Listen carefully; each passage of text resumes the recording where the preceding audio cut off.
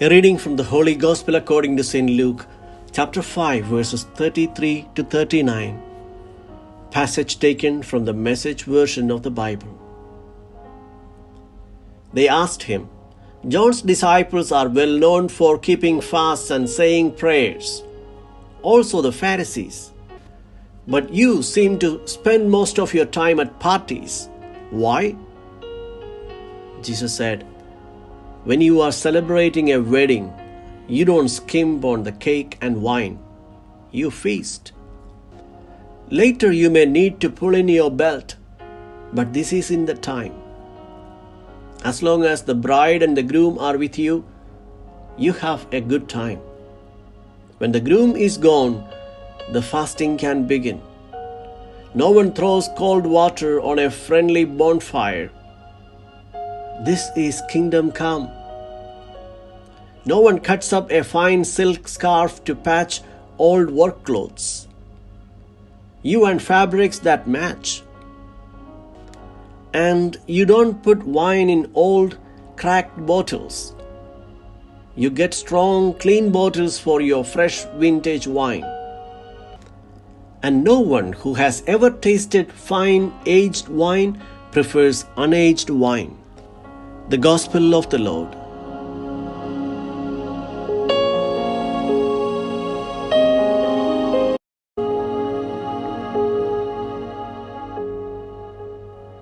Reflections on the Gospel according to St. Luke, chapter 5, verses 33 to 39. The subject of food is often the subject of litigation. The Jewish leaders accused Jesus of being an eater and drinker, a glutton. He was accused of eating and drinking with tax collectors and public sinners. Sharing a table for meal was a sign of acquaintance and friendship. In today's Gospel, they raised the issue of fasting. Fasting was seen as a symbol of religious superiority. They considered those who fasted as better or holier than the rest. That is why they compared the disciples of Jesus with those of John the Baptist and of the Pharisees. How could Jesus advocate his disciples not to follow these traditions on fasting?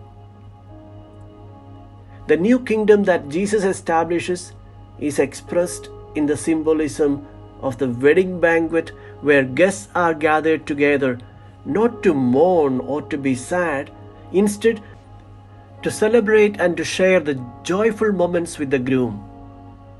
With the arrival of Jesus the Messiah, all things are new. We cannot be tied to the outdated past that still asks us to be waiting. John the Baptist and his disciples for sure had a reason to fast, because John was anticipating the coming of the Messiah. Fasting was a way of preparation to receive him. The Jews have totally missed the point and demanded a continuation of the past traditions. Jesus wants to clarify with them that the Messiah that they have been waiting for is already here. The time of fasting and the time of preparation have already passed. Now is the time to cherish every moment that we live in the presence of the Messiah, just as the wedding guests cherished their moments of joy together with the bridegroom.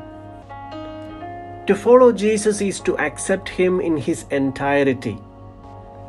This means thinking like Jesus, showing the mercy of the Lord, feeling like Jesus, to know the pains and emotions of people, loving like Jesus and forgiving even those who hate us, who do us harm, suffering like Jesus, willingly laying down our life for the life of the other. There is nothing called partial belief or partial faith in Jesus. No patchwork is possible where we accept some portions of Jesus while we continue with our old ways of life. That's why St. Paul would remind us to remove our old self completely and put on the new person of Christ. Since the source of joy is Jesus himself, the bridegroom at the wedding, This joy is the fruit of the Spirit. When we sit at the Lord's table and drink the new wine of the new covenant, we overflow with the joy to be with this spouse, Jesus, who makes us so happy. We have received a call to be happy.